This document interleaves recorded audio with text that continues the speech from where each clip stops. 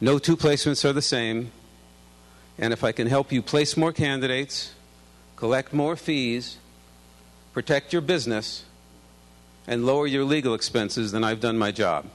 There is one major trend in placement law now that is eclipsing virtually everything else that ever came before, and is probably going to be the major event of this entire century. And that is the increased use, and in our offices, the use of the Computer Fraud and Abuse Act, the CFAA. We're talking about when somebody leaves and takes your client database, your candidate database, all the contact information, the trade secrets information. So winning means essentially two things.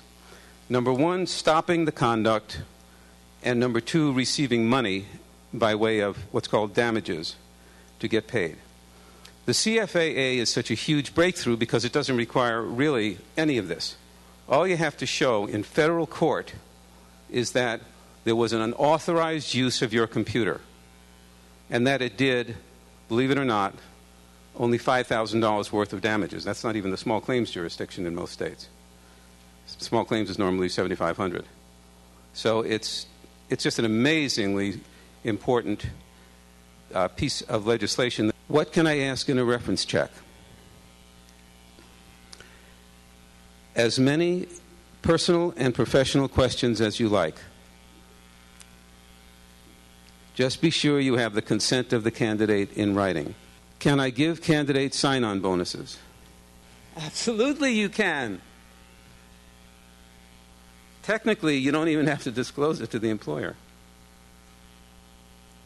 Making up a small differential to close a deal is perfectly acceptable and legal, so I'm glad a majority of you guys got that right. What job requirements are legally discriminatory? There's a shorthand way to analyze this. A lot of people agonize over it, but you don't have to. It's anything that is not objectively job-related. That's it. Recruiters are paid to discriminate on the basis of job skills, on personal qualifications, on experience, backgrounds, all of that. But keep in mind that discrimination in a legal sense refers only to consideration of certain cultural, physical, and mental characteristics. Now, let me give you the list of areas to avoid. Race, this is what you're avoiding now. Race, religion, sex, age, physical characteristics, psychological attributes, marital status, family and personal responsibilities.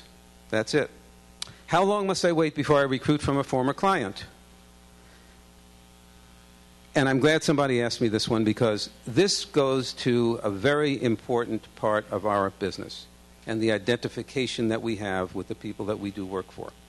The underlying question here is, what constitutes a former client? There are 5 things.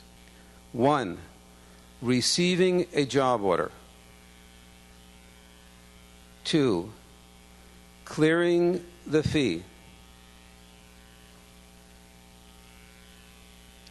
3, transmitting your fee schedule.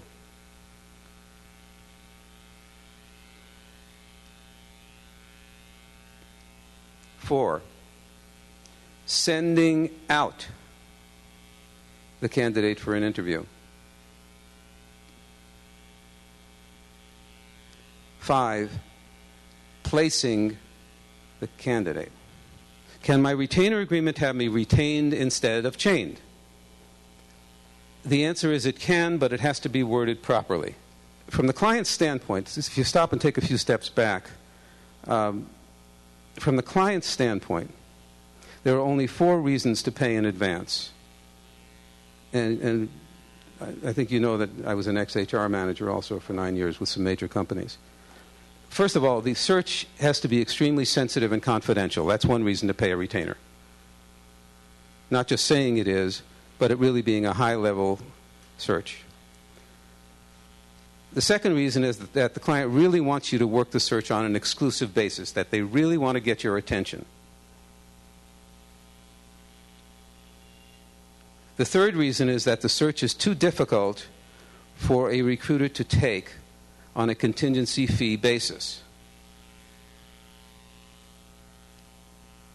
And the fourth is that it's cheaper than paying a percentage contingency fee. I mean, those are really, if you stop and think about it, those are the only 4 legitimate business reasons to be paying you any front money for making placements. And if you see those, and if you really believe in what the client is doing, and you really want to tie up your time, or want the security of having the payments come in, then do it. But if you don't see those 4 reasons, please don't do it.